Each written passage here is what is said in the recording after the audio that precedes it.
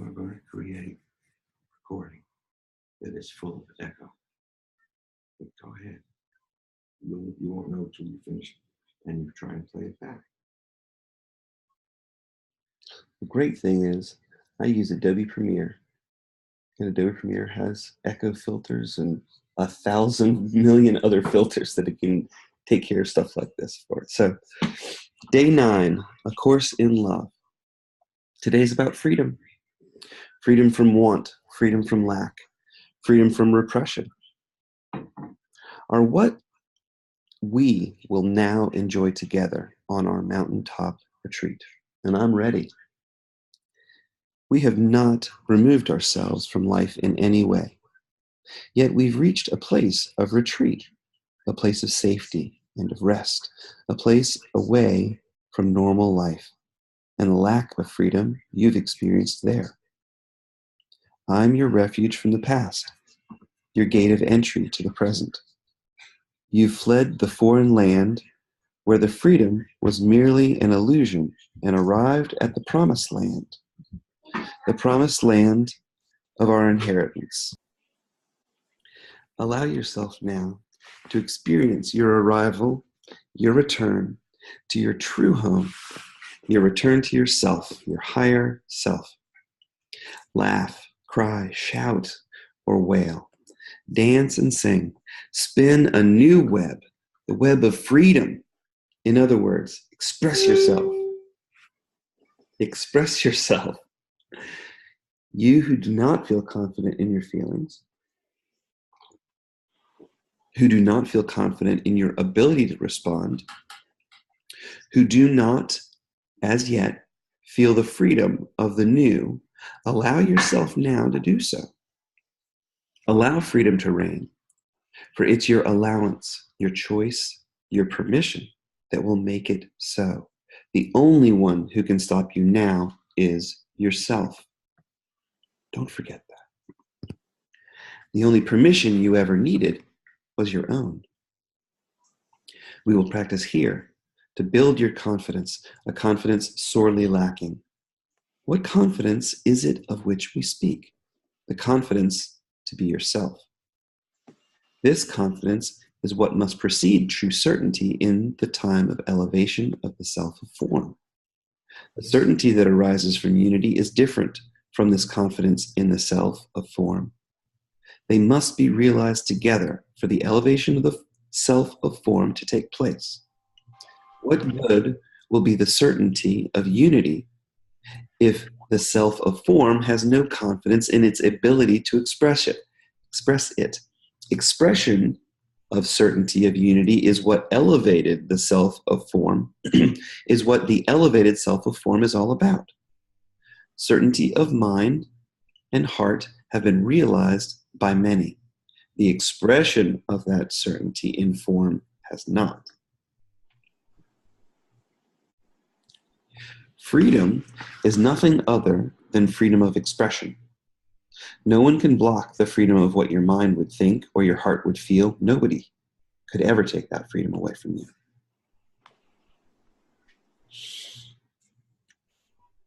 It is not an outward source that you must fear or protect your freedom against. It is none other than yourself who has not allowed you the freedom of expression. You are the only one holding yourself back.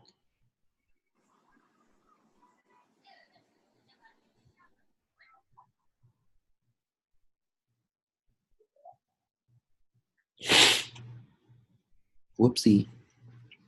Realize now the truth of what you have just heard. While you know you have not allowed yourself freedom of expression, you believe you have allowed yourself the freedom of thought. You believe you have allowed yourself the freedom of feeling. And yet, if the truth were admitted, you know that even this is not quite true. You know that you can censor your own thoughts and feelings, accepting some and not others. You know you can have repressed your emotions.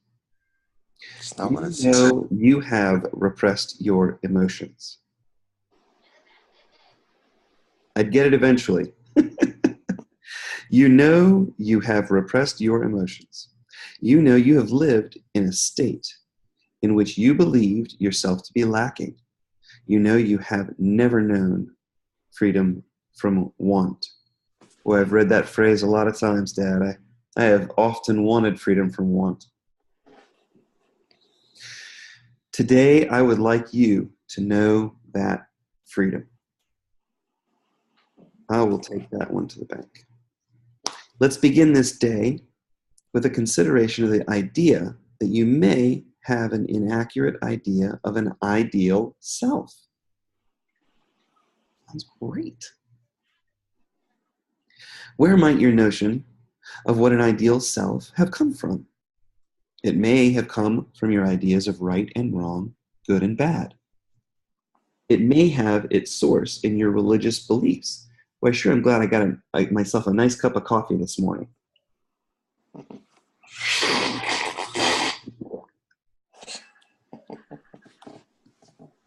Cappuccino. All right. 910. Where might your notion of what an ideal self is have come from? It may have come from your ideas of right and wrong, good and bad. It may have its source in your religious beliefs. It may have come from someone you have idolized, someone you believe to be the spiritual titan you still but hoped to be. Who has a spiritual titan around them? Who hasn't thought of some spiritual titan guru that they feel like they have to follow? Your image of an ideal self may have sprung from your reading, from descriptions of those the world has come to see as enlightened ones. It may be linked to your ideas of being able to express wisdom or compassion. The image of the ideal self you hold in your mind, no matter what form it takes, is still an image and must now be done without if you are going to realize freedom. Important. 911. As was said earlier, all of your images are false images. Isn't it possible that none are more false than this image of an ideal self? Yeah, that's an entirely possible thing. Not having false idols is an ancient commandment. An ideal image is a false idol. Ugh.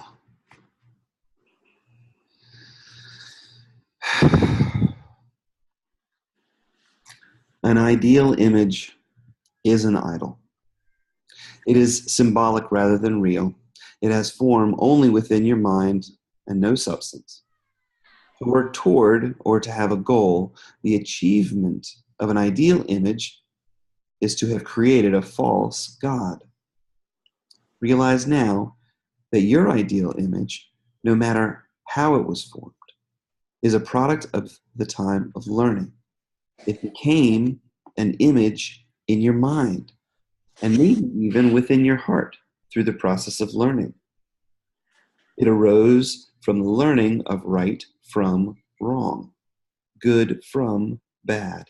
It arose from the learning of moral and religious beliefs. It arose from comparison. It arose from seeking. It arose from your perception of lack.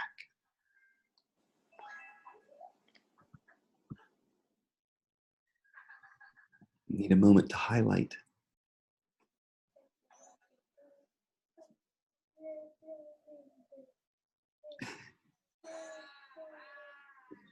All right. So all of this stuff is a product of the time of learning.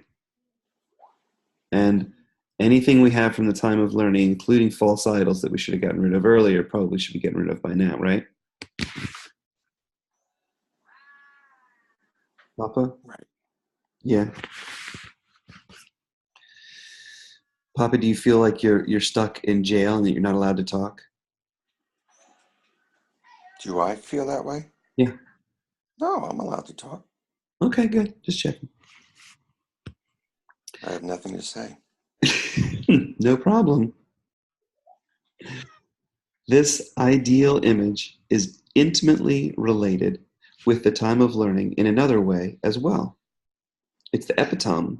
Epitome? No. It's the epitome. Epitome. 913. The ideal image is intimately related with the time of learning in another way as well. It's the epitome of learning. What, what you have seen learning as being for. It's the reason. It's the reason for learning. While other learning goals may have receded, this one seems largely worthy of your effort. It seems to be a true goal amidst many illusory goals.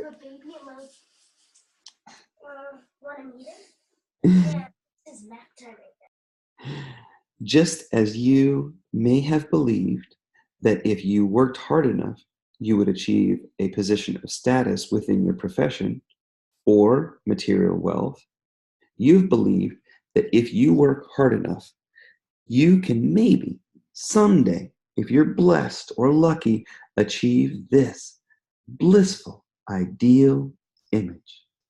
And then you'll be right here in heaven on earth. Wouldn't that be great? 914. But this ideal image is as much of a product of illusion as have all your worldly goals. All your worldly goals. As with most goals of the time of learning, it was an ego-centered goal. A carrot of fulfillment the ego but dangled before you in the place called the future. As with all of the messages of the ego, it but says that you are not good enough. And all Jesus says is that we are. Our ego-centered self continuously, always says, you're not good enough. The idea of your potential was a useful learning tool, one that served the purposes of the Holy Spirit as well as those of the ego. The idea of your potential and your ability to be more than what your limited view of yourself would have you be was a necessary tool to call you to the learning that would return you to your true identity. But the time for these types of tools is over. No more of this stuff. How will you ever realize or make real the self, the higher self that you are when you strive to be something else? Just as finding brought seeking to an end, accomplishment brings striving to an end.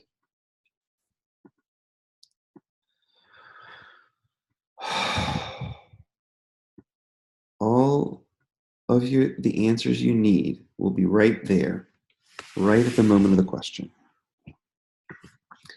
An idealized image, like a rule, is a mental construct. All mental constructs are predeterminations. We don't live in predeterminations again. We're out of the predetermined world. Our expectations are getting less and less accurate in predicting what's going to happen in the future. A good point of evidence might be our president. An idealized image, like a rule, is a mental construct. All mental constructs are predeterminations. All ideas, as those of advancement or enlightenment, are mental constructs. They're predeterminations. They're goals. They're ideas. They're not real. They're mental constructs.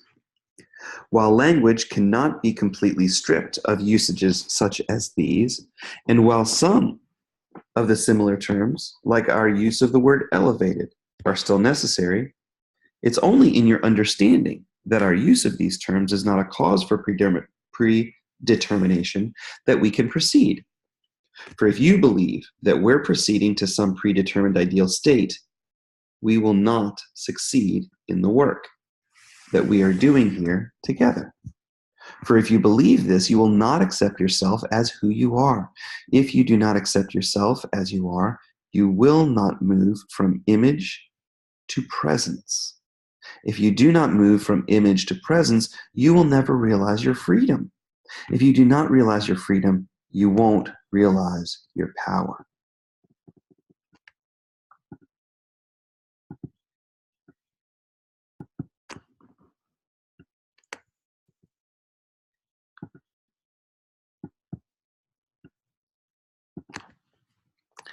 (921) To represent an image is to become an image. To become an image, even an idealized image, is to still become a false idol, or even what is referenced to in more common usage as a spiritual leader, or a guru. Thank you, guru. True spiritual leaders or gurus have no need or desire to be seen as such, and are often made into images such as these within the minds of those who would seek to follow their teachings. Their desire of followers to accept an image, this desire of followers to accept an image is less prevalent now, but is still a common danger. What an image does is separate the holder of the image, precisely because he or she holds an image as a goal and holds himself or herself separate. They realize not that they are the same as the one they idolize, but they only realize that they're different. I'm gonna sneeze.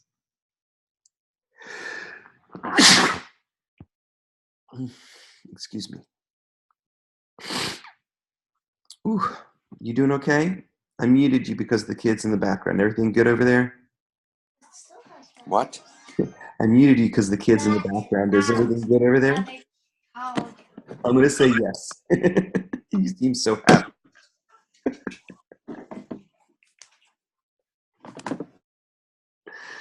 All right, back to mute.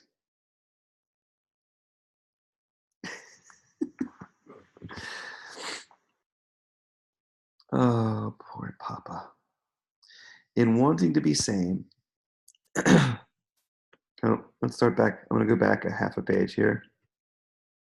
They realize not that they are the same as the one they idolize, but realize only that they're different.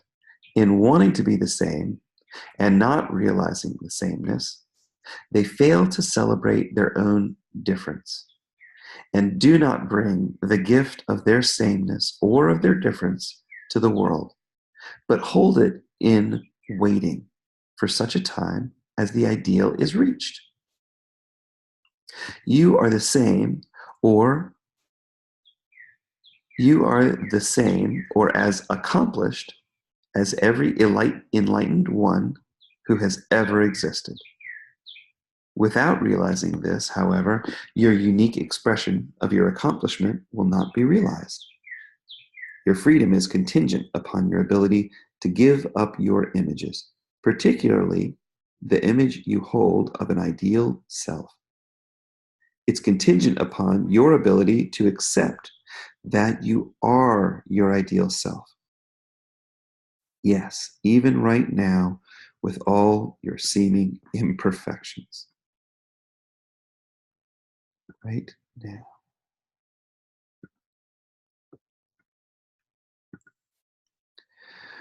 What are these imperfections but your differences? Have we not spoken of these differences as givens, as gifts? Okay. I'm not in Zoom. You understand that? I do. I can see really clearly. But you can still talk and you can still help me get the words right and stuff like that. All right? Yes. Okay. 924. Your freedom is contingent upon your ability to give up your images, particularly the image you hold of an ideal self.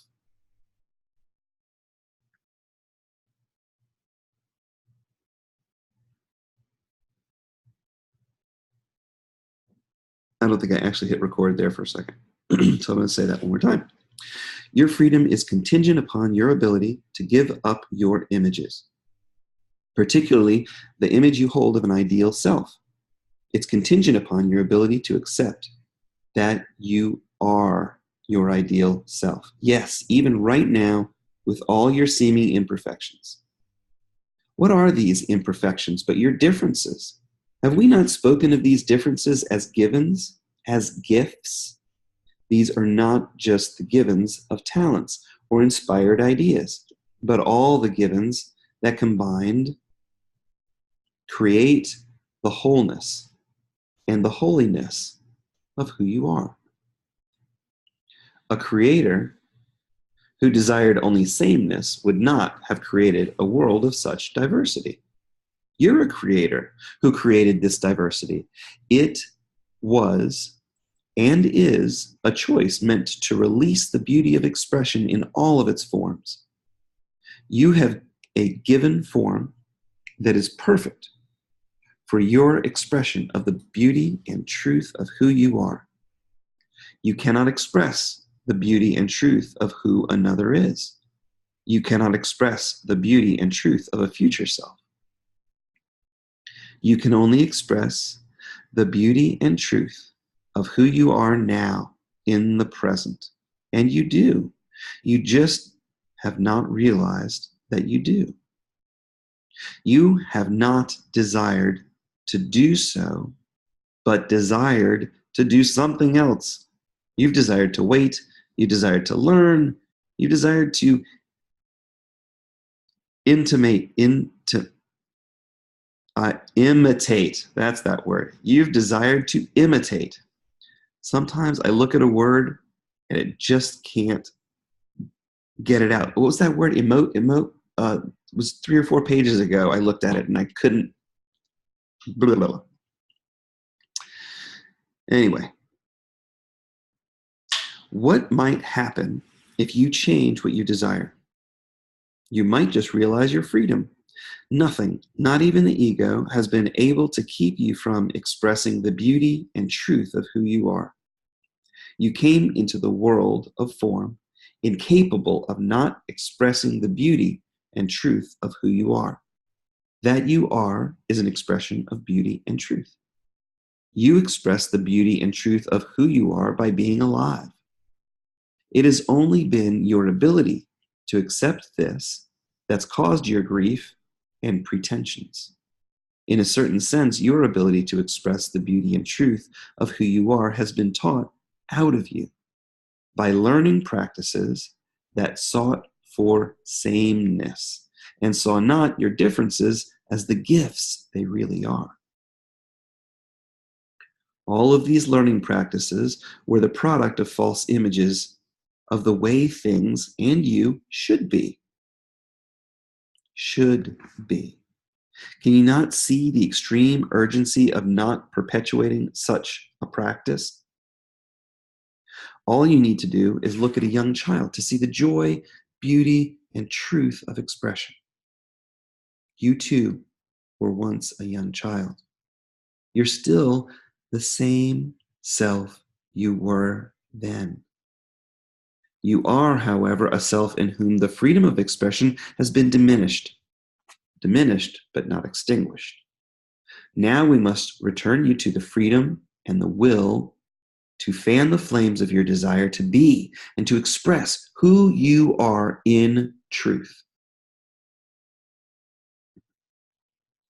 Thus, you can see that a key step in doing this is the debunking of the myth of an ideal self.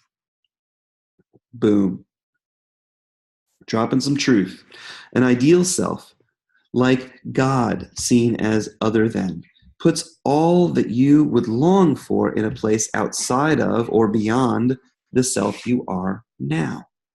You might ask, what's wrong with desiring to have the freedom to strive to be more and to do more? You might ask what life would be for without this type of freedom to strive, to achieve, to accomplish, to work toward, and realize goals. This is the second myth that must be shattered if you are to know true freedom. It begins with a simple realization that you still desire, or at least think you desire, learning challenges of this type. And with the realization that this is all these are, learning challenges. You seek learning challenges now only because of the consistency with which you did so in the past, your patterns. In the past, you moved quickly from one learning challenge to another. You've just accomplished, you've just completed a monumental learning challenge. And so your natural pattern would be to keep going now. Use that momentum of this learning success to achieve another.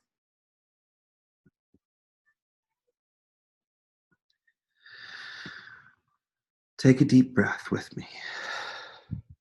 This pattern will be easily replaced as acceptance of yourself. This pattern will be easily replaced, however, as your acceptance of yourself as you are. The real challenge of this time begins to grow and build your confidence. Unity and your access to unity will be your certainty. Trust in your own abilities. The abilities of the self of form joined with the state of union.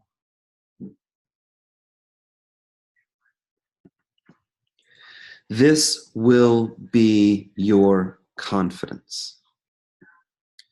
Only these combined abilities will release your power.